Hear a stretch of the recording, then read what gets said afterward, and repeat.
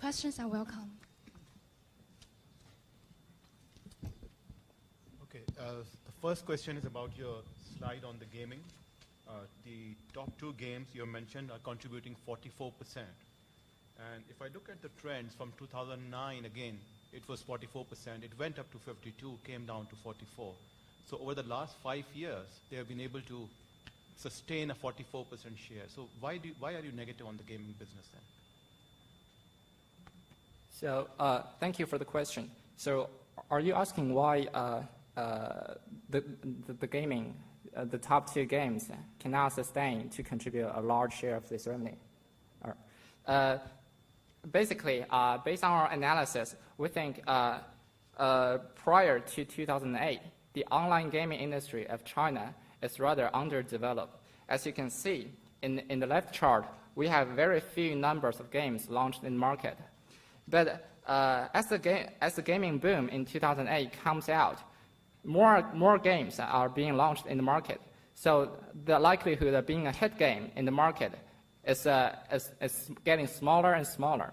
So there's no definite conclusion that Tencent can capture 1 or 2 very important games and make a bulk share of its total revenue. I have 2 questions. The first one being that you are quite negative on the company because of the slowdown in the gaming sector. But if they are able to clinch the market for e-commerce, wouldn't that be a turning point for the company? That's one. And also on your cash flow analysis, it seems to indicate, despite the fact that you're saying there's going to be a slowdown, a very strong cash flow particularly from 2018 onwards. Can you explain what drives that?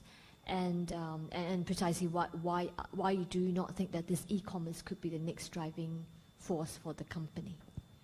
Okay, I'll answer your first question first. Because e-commerce and this industry, it requires large investment in logistics and in storage system. And this investment cannot be done overnight. And Tencent are about 5 years late than its biggest competitors in e-commerce. So we think it might take Tencent a lot of time and money to build up all this stuff before it can be really take up a bigger share in the e-commerce market. And also, e-commerce market is characterized by winner take all because people always prefer product that variety. So the biggest shopping mall online will be preferred by shoppers.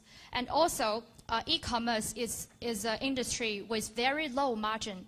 The gross margin is very low, and some of the biggest e-commerce players are actually losing money. We think even if Tencent finally catch up in this field, it is very hard, and it will be a long time before it can really bring money into the company. I have a question. Coming back to the issue of margins, you've got a captive base of 800 million users. I think that's a very significant head start over any entrant into the market, whether it's e-commerce or whether it's traditional commerce. That is of value to even people like Revlon, for example, that's being bombed out in the US. So that's the first question. Second one is you talk about your DCF valuation. If you can expand on that, please. Sure. So I will answer the first question. So this is the number of users, a very large user base, is our concern as upside potential, and we think this is why the analysts give a high rating to them. But what we see is that Tencent, surely they have a large user base, but what does it impact is other businesses. Well, from the evidence, we see that, for example, SNS, when Tencent opened up their SNS, they capture a lot of users. And we can see now they have a lot of active users. But the fact is that their user experience is not very good, and they're not that capable of doing the business out of gaming and out of IM. So the outcome now is that the average time spent per user is very low. It's similar to their search business, online video business, and also e-commerce. Like for e-commerce, in the first place when they start the business, they capture a lot of users. But the average money that they spend on e-commerce is really low for these users, because when users really want to buy something, they don't think like, I have QQ, so it's more convenient to buy on this website. They will think which one is bigger and which one is more reliant and more logistics. So we think in the end, what matters now in the China market is user experience and how well you do in the maintaining and operating the business, which Tencent lacks. Yeah, this is the answer to the first question. And the second question about the DCF analysis. Our projection period is an 8-year projection period, because we think because we think Tencent is a maturing company now, so we could forecast during the 8 years how we will become, and then we add a terminal value to that, and after the 8 years period, a terminal value and the perpetual growth rate, and maybe could you like say more like which part we should emphasize on? What is your perpetual growth rate for a start? Because it's not clear there. Oh, sure. So for the perpetual growth rate, we're assuming 3% going on. And we think this is reasonable given the growth of its different businesses, because you're assuming a long period, and during the next 20 years, we think this will be their growth rate. Also, we cross-checked with other brokers, and their growth rate is like 0%, 2%, 1%, and 5%, like that. So it's in this lower range, and we think is quite reasonable. Can I just follow up with Kevin's question about the user base? I think anyone would probably die for the kind of user base that Tencent has. And you said about user experience, they're not very good on that, and you said that they are not very, I think in your presentation, that they're not very professional managers, and that's why they come up with good products, but they don't sell it really well. Have you actually thought about potentially the company having such a strong cash flow to actually buy a company that can help them, accelerate that or elevate it to another level? I mean, if you think about Steve Jobs, he has great product design as well. That doesn't make them, bad company. Okay, thank you for your question. Tencent is well known for its large user base, and we also think it is a well start for this internet company. But the most important thing for Tencent's products, for example, like WeChat, it's very high potential market, potential product. But the most important thing is the monetization of WeChat is not clear. It means that WeChat doesn't make any money on the current stage.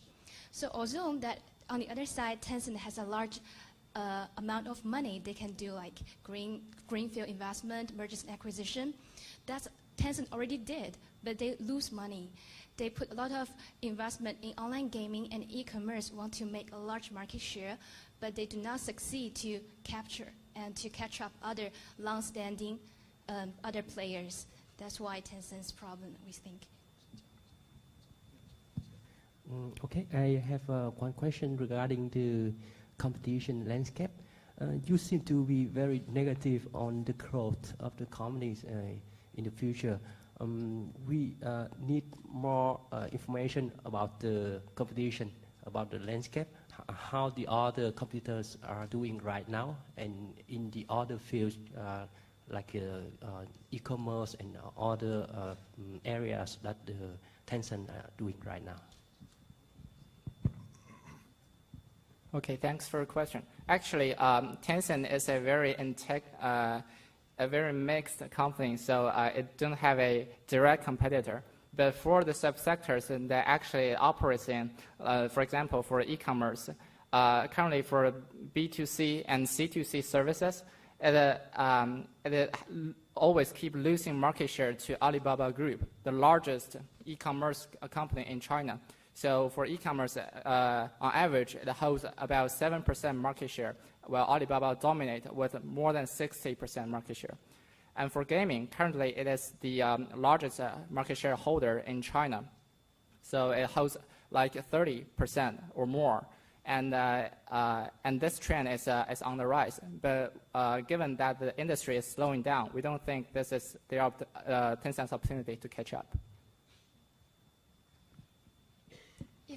Your WeChat valuation advertising, when you're comparing it with Facebook, why do you use 22% discount? And then second is, is it appropriate to compare it with Facebook? Thanks for the question. So the 22%, thank you very much.